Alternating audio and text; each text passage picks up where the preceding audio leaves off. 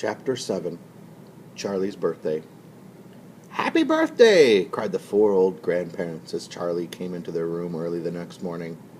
Charlie smiled nervously and sat down on the edge of the bed.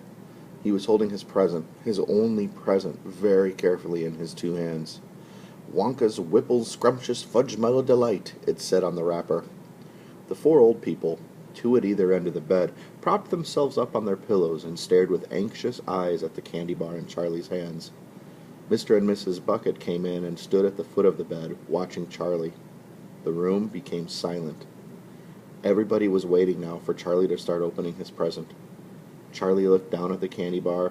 He ran his fingers slowly back and forth along the length of it, stroking it lovingly, and the shiny paper wrapper made little sharp, crackly noises in the quiet room.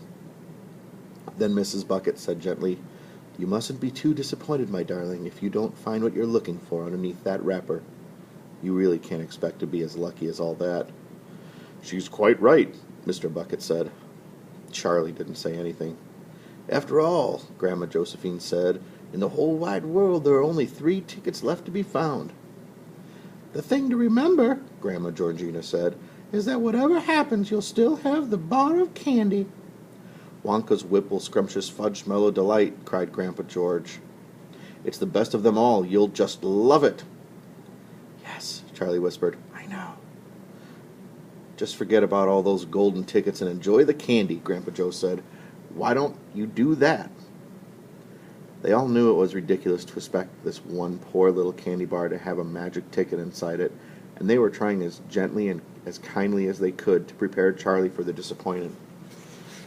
But there was one other thing that the grown-ups also knew, and it was this: that however small the chance might be of striking luckily, the chance was there.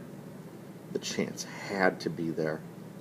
This particular candy bar had as much chance as any other of having a golden ticket, and that was why all the grandparents and parents in the room were actually just as tense and excited as Charlie was, although they were pretending to be very calm. "You better go ahead and open it up, or you'll be late for school," Grandpa Joe said. "You might as well get it over with," Grandpa George said. "Open it, my dear," Grandma Georgina said. "Please open it. You're making me jumpy." Very slowly, Charlie's fingers began to tear open one small corner of the wrapping paper. The old people in the bed all leaned forward, craning their scraggy necks. Then suddenly, as though he couldn't bear the suspense any longer, Charlie tore the wrapper right down the middle, and onto his lap there fell a light brown, creamy colored chocolate candy bar. There was no sign of a golden ticket anywhere. "Well, that's that," Grandpa Joe said brightly. "It's just what we expected." Charlie looked up. 4 kind old faces were watching him intently from the bed. He smiled at them, a small, sad smile. And then he shrugged his shoulders and picked up the candy bar and held it out to his mother and said, "Here, Mother, have a bit. We'll share it.